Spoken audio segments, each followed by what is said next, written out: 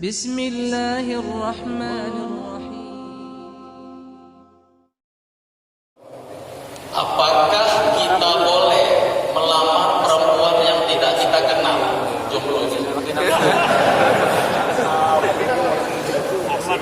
Anda mau melamar wanita yang Anda tidak kenal, jangan-jangan anak iblis. Kan gak ada yang kenal. Itu salah. Kenapa? Harus Anda memandangnya, melihatnya. Masa antum beli kucing dalam karung, beli ikan di dalam air, di kolam air, antum kalian itu isinya ikan apa ular? Harus lihat dulu orangnya. Kalau cocok, bagus, senang, silahkan melamar. Harus mengenalnya, akhlaknya, keluarganya, keturunannya, agamanya. Harus Anda periksa itu semua. Baru Anda boleh. Masa mau nikahin wanita Anda tidak kenal? Pas nanti, pas lagi melamar, dikasih lihat wanita. Pas nikah, ditukar lagi dengan adiknya. Khawatir ditukar sama ibunya. Allah. Ustaz, ini Ustaz berarti saya jawab atau siapa ini? Tetap antum ya. Baik. Ustaz, bagaimana hukumnya bila seorang wanita ikut melakukan sholat Jumat? Wah, perempuan tidak diwajibkan sholat Jumat, tapi kalau ada kesempatan dia bisa ikut untuk mendengarkan khutbah, diperbolehkan. Dalam Sahih Muslim, la tamna'u ima Allahi masajid Allah. Jangan menghalangi wanita untuk menuju ke masjid Allah. Maka wanita tidak wajib, wanita, orang sakit, anak kecil, tidak musafir, tidak diwajibkan Jumatan. Tapi kalau dia ikut, seperti banyak kaum wanita di Timur Tengah banyak ikut sholat Jumat dan di Masjidil Haram, Masjid Nabawi, itu bebas. Wallahu a'lam bishawab. Masya Allah, kertas tidak ada, HP ada ini. Dijual murah. Baik, ini langsung 4 pertanyaan tapi berkaitan, Syekh. Yang pertama, bagaimana cara menghitung zakat mal? Yang kedua, berapa batasan harta kita yang sudah kena zakat? Yang ketiga, atau gaji per bulan minimal berapa juta sudah kena zakat? Kayaknya besar gajinya dia. Nah, 85 gram atau 84 gram emas itu sudah kena zakat dan ada syarat-syaratnya. Sudah putar setahun-tahun, mencapai nisab, Anda memiliki uang tersebut. Itu zakat mal, setahun sekali. Mulai dari Rajab ke Rajab, Ramadan, Sya'ban, dan seterusnya. Tidak harus menunggu Ramadan. Ya, mulai dari kita punya uang tersebut dari Rajab sampai ke Rajab, dari Sya'ban sampai ke Sya'ban. Ya, dan antum bisa mengkajinya dalam kitab-kitab fikih. Kemudian yang kedua, zakat profesi atau zakat gaji. Ada 2 pendapat ulama. Pendapat pertama, untuk Qardawi dalam kitab fikih zakat diwajibkan kita bayar zakat gaji setiap bulan 2,5%. Tapi ada pendapat ulama mengatakan tidak, karena tidak mencapai nisab. Walaupun gaji antum 10 juta per bulan, jadi 120 juta tetap juga. Kenapa? Karena ada pengeluaran-pengeluaran, bayar kontrakan, bayar listrik, bayar apa, akan turun daripada nisab. Dan itu harus putar 1 tahun. Ya, maka pendapat yang saya pilih adalah zakat gaji itu tidak ada. Yang ada boleh sedekahnya, biar membersihkan harta. Tapi zakatnya tidak ada. Tetapi di Indonesia Basnas menggunakan pendapat Dr. Qardawi. Saya pribadi tidak menerima pendapat tersebut. Bukan saya meremehkannya, karena beliau ulama mujtahid besar. Ya, tetapi saya memilih pendapat mayoritas ulama yang mengatakan gaji itu tidak ada zakatnya. Wallahu a'lam. Syekh, tolong kasih tips agar selalu ridho terhadap takdir dan jadi orang yang selalu bersyukur, bersabar dan dapat berkah. Pertama, berdoa agar diberi taufik oleh Allah. Kalau Anda tidak punya taufik dari Allah, tidak bakalan Anda mendapatkan semua anugerah dari Allah. Yang kedua, antum bersabar. Sabar itu selalu berbuah manis. Yang ketiga, antum ucapkan istirja. Inna lillahi wa inna ilaihi raji'un. Kemudian yang keempat, berkonsultasi dengan orang-orang yang ahli agama, nanti akan mengarahkan kepada jalan yang diridhai oleh Allah Subhanahu wa taala. Wallahu a'lam. Baik, selanjutnya sebelumnya ana minta doanya Syekh agar ana bisa menjadi ahli Al-Qur'an dan benar-benar menjadi wanita yang salehah. Ya Rabb, semoga kita wanita salehah dan mendapatkan jodoh yang saleh dan menjadi penghafal Quran. Ana ingin bertanya tentang manhaj salafi. Nah, manhaj salafi itu ada 2. Salafi kita semua salaf, ikut salaf. Ikut salaf itu orang-orang terdahulu. Ulama-ulama sebelum kita namanya salaf, orang yang sudah mendahului kita. Tapi yang anda maksud itu manhaj salafi itu adalah yang didirikan atau khususnya Syekhul Islam Ibnu Taimiyah, Ibnu Qayyim Jauziyah, Syekh Muhammad bin Abdul Wahhab yang disebut Wahhabi yang punya kitab tauhid dan seterusnya. Silakan kalau ada baiknya ambil, kalau ada buruk tinggalkan. Jelas? Tapi jangan sekali-kali merasa diri anda paling benar dengan pendapat yang anda pahami. Jangan. Karena masalah khilafiyah itu luas, pembahasan agama luas. Kita tidak pernah, kita kan bersaudara semua. Nama al-mu'minuna ikhwah. Semua orang mukmin itu bersaudara. Tak pernah kita meremehkan siapapun. Manapun selama sunnah, insyaallah kita menerima. Walaupun berbeda pendapat dengan kita. Maka jangan merasa diri anda paling benar ketika anda ikuti manhaj salafi sebagaimana sekarang ustaz-ustaz salafi suka membidah-bidahkan orang, menyesatkan orang dan seterusnya. Hal tersebut jangan, karena anda belum tentu wafat dalam keadaan husnul khatimah. Syekh, bagaimana agar kita bisa melihat Rasulullah? Pertama, antum mencintai Rasulullah dan mentaati perintah Rasulullah, mencintai sunnah Rasulullah Muhammad SAW. Laksanakan sunnah Rasulullah sebanyak-banyaknya. Kemudian berbanyak sholawat kepada Nabi Muhammad SAW setiap hari, setiap saat, khususnya malam Jumat dan hari Jumat. Kata Imam Sakhawi, kalau anda mau mimpi Rasulullah, minimal sehari 300 kali sholawat. Kemudian ada amalan dari para ulama, dalilnya tidak ada, tapi pernah dicoba ulama, alhamdulillah berhasil mimpi Rasulullah. Amalan pertama, membaca bait ke-8 dalam qasidah Al-Burdah. Na'am sara tayfu man ahwa fa'arraqani wal hubbu ya'taridu al-ladhat bil alam. Itu bait ke-8 surat qasidah Al-Burdah. Antum baca sebelum antum tidur. Dalam keadaan wudu antum baca diulang-ulang sampai antum tertidur. Ulama pernah praktikkan, mereka berhasil mimpi Rasulullah. Dalilnya tidak ada, cuma mujarrad, pernah dicoba. Yang kedua, baca surat Wadduha wal laili idza saja 40 kali selama 40 hari. Berarti setiap hari berapa kali? 40 kali selama 40 hari. Dengan niat antum bisa mimpi Rasulullah. Amalan terakhir, bisa baca surat Inna a'tainakal kautsar 1000 kali di malam hari Jumat dalam keadaan sebelum antum tidur. 1000 kali Inna a'tainakal kautsar, mudah-mudahan antum bisa mimpi Rasulullah. Kalau antum mimpi Rasulullah, harus ada usaha sampai 1000 kali, sampai 5000 kali. Kenapa? Rasulullah bukan orang biasa sallallahu alaihi wasallam. Dan ada hadis dalam Sahih Bukhari, barang siapa melihat aku dalam mimpi, maka dia benar-benar telah melihat aku, karena syaitan tidak akan menyerupai Rasulullah SAW di dalam mimpi. Fasayarani fi yaqظة. Barang siapa melihat aku dalam mimpi, maka dia akan melihat aku dalam keadaan terjaga. Jadi khilaf ulama, apakah dalam dunia nyata kita bisa melihat Rasulullah dengan mata kepala langsung itu di depan kita? Ada ulama bilang boleh. Imam Suyuti menulis kitab namanya Tanwirul Halaq fi Ru'yatin Nabi wal Malak. Kemudian yang kedua, maksud daripada fasayaran, dia akan melihat aku dalam keadaan terjaga dengan mata kepala di surga Allah nanti. Maka jadi khilaf ulama. Ada kelompok aliran yang mengatakan Allah bersemayam di atas arsy. Apakah bersemayamnya Allah sama seperti makhluknya? Dan apakah menurut ahlu sunnah wal jamaah itu pertanyaan yang benar? Itu pertanyaan salah.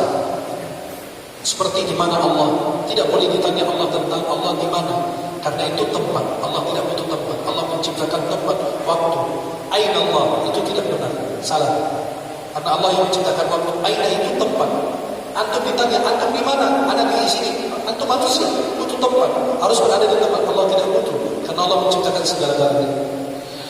Kemudian kalau kita perhatikan, kalau antum menyerupai Allah bersemayam di atas arsy seperti makhluk, antum telah kafir karena menyamakan Allah dengan makhluk. Surat Asy-Syura ayat 11. Laisa kamitslihi syai'un wa huwas samiul basir. Tidak ada yang serupa setara dengan Allah Subhanahu wa taala. Maha melihat, Maha mendengar Subhanahu wa taala. Allah berfirman surat Al-A'raf ada, surat Thaha ada, ayat yang menggunakan surat Thaha terus. Ar-Rahmanu 'alal 'arsy istawa. Ar-Rahman Maha Pengasih bersemayam di atas arsy-Nya. Kata ulama, Allah tidak butuh arsy, Allah tidak butuh kursi, Allah tidak butuh itu semua, karena itu makhluk. Kalau Khaliq membutuhkan makhluk, berarti dia bukan Khaliq, dia makhluk juga. Betul? Maka kalau antum menyerupai Allah, tidak. sama dengan makhluk. Bersemayam di atas arasy-Nya seperti apa? Imam Malik pernah ditanya pertanyaan tersebut. Kata beliau apa? Al-istiwa'u ma'lum, bersemayam di atas arasy itu sudah diketahui. Wal imanu bihi wajib, mengetahuinya itu wajib, imani dia wajib. Ya. Wal kaifu majhul, cara Allah bersemayam di atas arasy-Nya tidak diberitahukan oleh Allah. Was-su'alu 'anhu bid'ah, pertanyaan tentang itu bid'ah, dan orang yang bertanya tentang pertanyaan tersebut diusir oleh Imam Malik dari majelis beliau. Jelas? Maka ada perbedaan pendapat salaf dan khalaf. Allah bersemayam di atas arasy sesuai dengan kebesaran Allah. Allah turun sepertiga malam sesuai dengan kebesaran Allah. Allah hidup, saya hidup. Apakah kehidupan Allah sama dengan saya? Tidak mungkin, walaupun sama dalam satu sifat. Allah hidup, saya hidup. La Allahu la ilaha illa huwal hayyul qayyum, hidup. Dan kita hidup. Tidak mungkin hidupan kita sama dengan kehidupan Allah. Maka kita mengimaninya, caranya serahkan kepada Allah. Itu salaf. Khalaf, karena muncul ilmu kalam dan ulama dan firqah-firqah yang berdebat dalam masalah akidah, maka ulama mentakwilkan itu. Kenapa? Biar mensucikan Allah dari segala kekurangan. Mereka bilang Allah bersemayam di atas arasy-Nya itu berbeda. Allah menguasai arasy. Subhanahu istawla alaihi, dan itu adalah pendapat ulama Asy'ariyah Maturidiyah. Wallahu a'lam. Baik, alhamdulillah. Kalau tadi Imam Malik mengusir yang bertanya, yang tadi tanya siapa kita usir. Selanjutnya, kalau yang bertanya itu anak-anak, Allah ada berapa? Apakah satu? Kita jawab satu. Ada di sini, ada di pasar, ada dua. Di Jakarta ada 3, di Mekah ada 4, di Madinah ada 5. Jadi Allah berapa?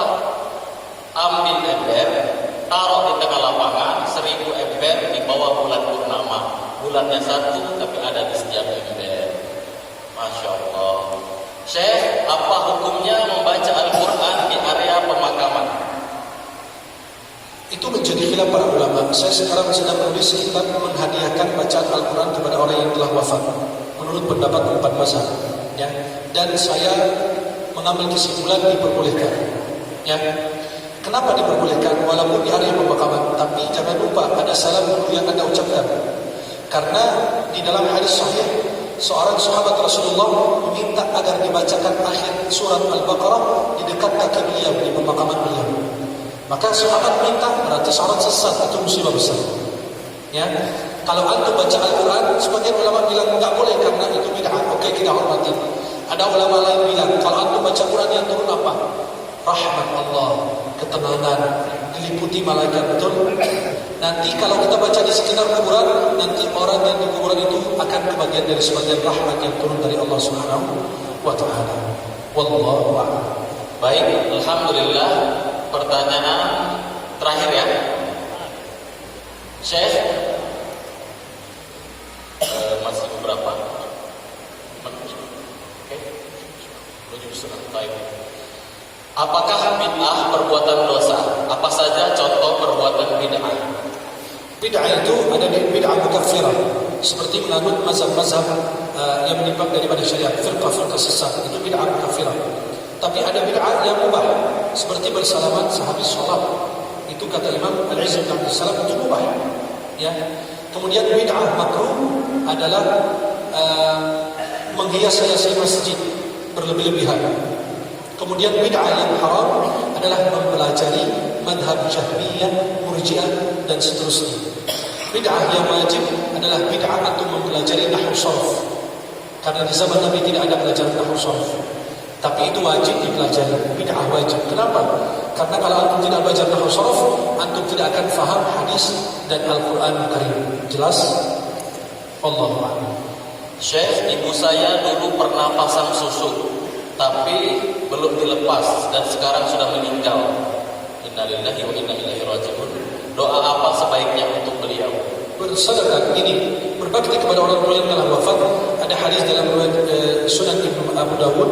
Ada orang datang, ya Rasulullah, orang tua saya telah wafat, apakah saya berbakti? Kata Nabi, berdoakan mereka, beristighfar untuk mereka, melaksanakan wasiat baik mereka, kemudian menyambung tali silaturahmi dengan saudara keluarga, saudara orang tua, atau sahabat orang tua. Allah ampuni dan Allah maafkan semua kesalahan beliau. Rabbil firli wal walidayya warhamhuma kama rabbayani shaghira. Setiap saat, dan yakinlah Allah Maha Pengampun.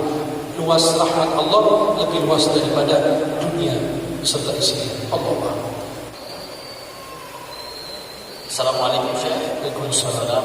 Bagaimana hukumnya melaksanakan Maulid dan Isra Mi'raj? Saya pernah bahas di YouTube, silakan nonton pembahasan Maulid menurut dua versi ulama. Ulama pertama mengatakan bahwa peringatan Maulid bid'ah. Itu pendapat Syekh Abdul Wahab, Syekh bin Baz, Syekh Al-Utsaimin, Syekh Al-Albani dan seterusnya. Kita hormati.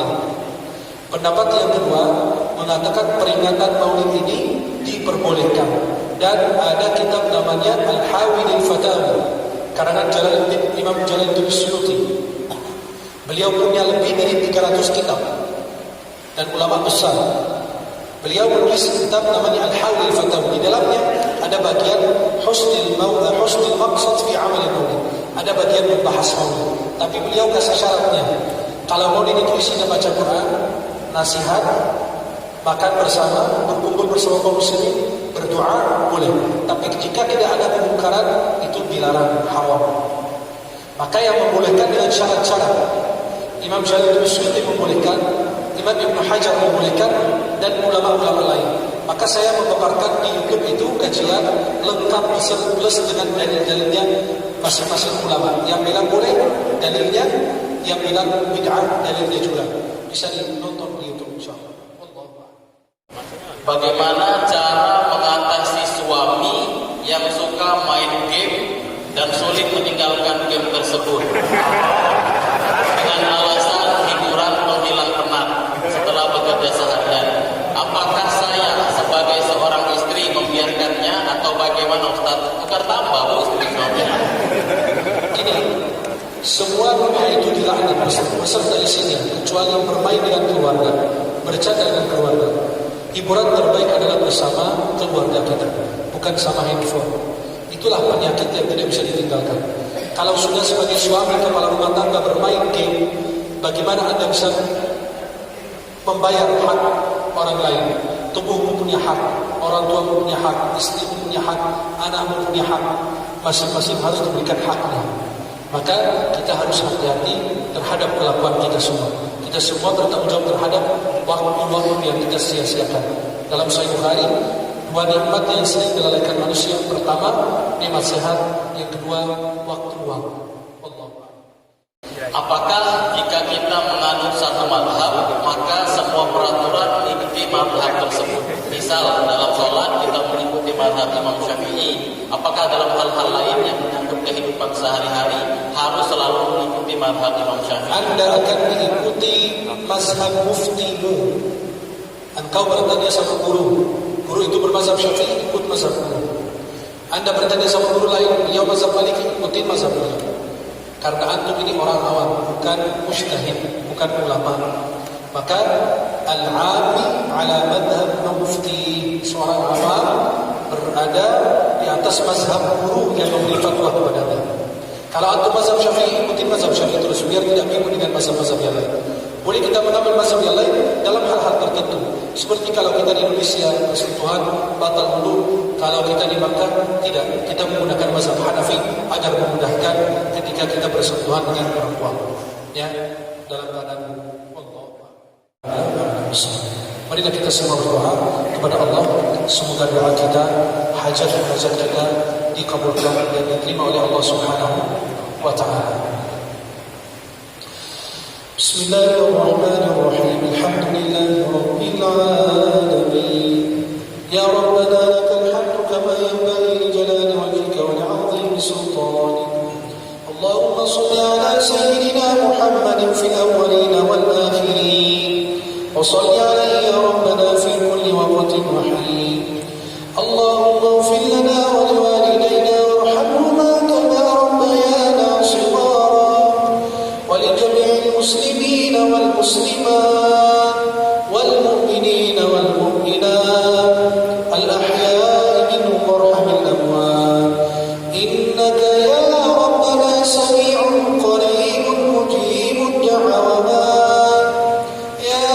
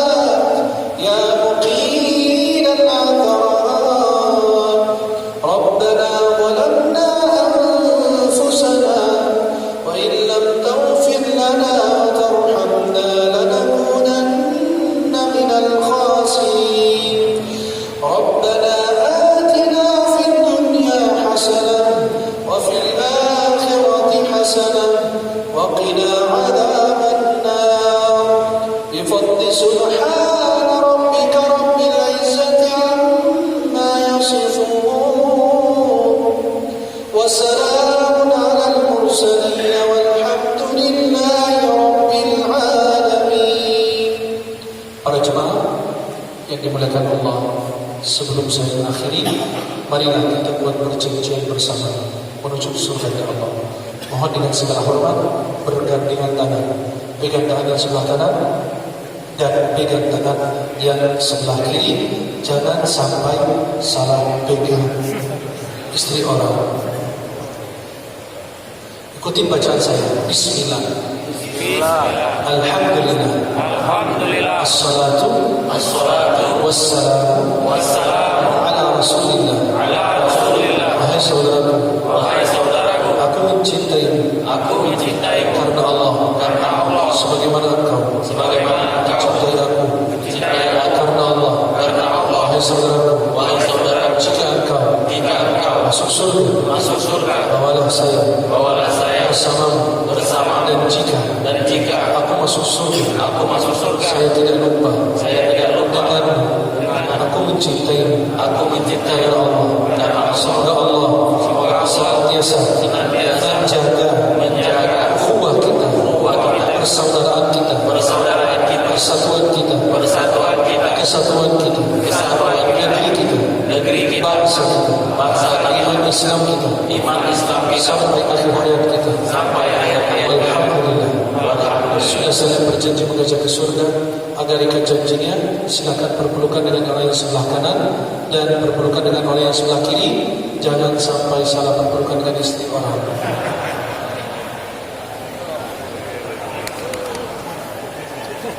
Semoga pertemuan kita ini bukan hanya di dunia, tapi berlanjut sampai surga Allah. Saya mencintai kalian semua karena Allah. Subhanakallahumma wa bihamdika asyhadu an la ilaha illa anta astaghfiruka wa atubu ilaik. Assalamualaikum warahmatullahi wabarakatuh.